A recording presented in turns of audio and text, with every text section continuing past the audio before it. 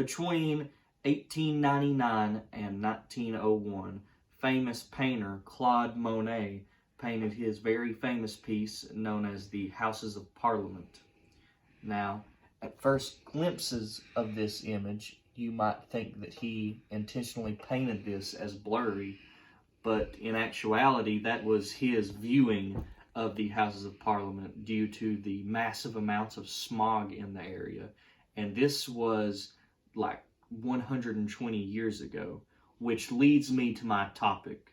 My name is Sterling Simpson, and I'm here to talk to you about global warming and the effects of global warming and kind of the different branches of global warming. First, I would like to define global warming, and this is NASA's definition of global warming, is the long-term heating of the Earth's surface observed since the pre-industrial period due to human activities, primarily fossil fuel burning, which increases heat trapping greenhouse gases levels in the Earth's atmosphere. In regards to global warming, I think it is important to make the distinctions between climate and weather. Climate is the weather calculated over a vast majority of time.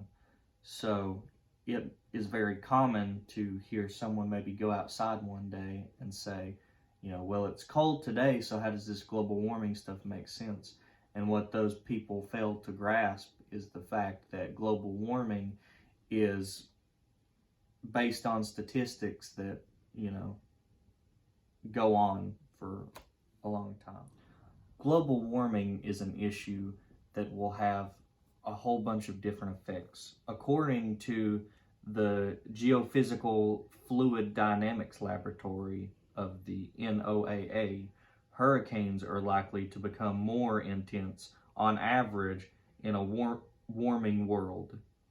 Another effect of global warming, this is another good source, according to Live Science, a 50% increase in number of lightning strikes within the United States is expected by 2100 if global temperatures continue to rise.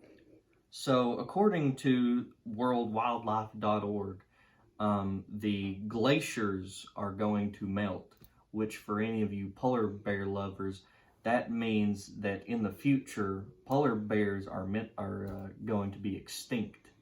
Another issue with the melting of glaciers and the melting of polar ice caps is the fact that coastline cities are at risk of being submerged in water.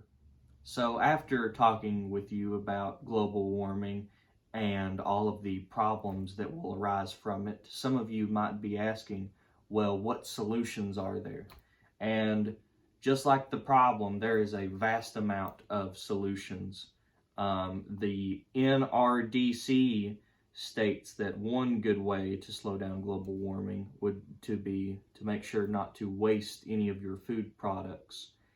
And then the UN.org states that a big thing right now would be to take public transportation, and whether that be via walking or taking the bus or biking, because within big cities, carbon emissions from the massive amounts of cars being held up is contributing to global warming. But there's other methods too, like recycling or just doing everything you can to alleviate the carbon footprint that you leave upon the world. And that's what you're trying to do. And there's not one person can solve it. It will take everyone coming together to try and solve this issue. But I'm Sterling Simpson, and that's been my speech on global warming. Thank you.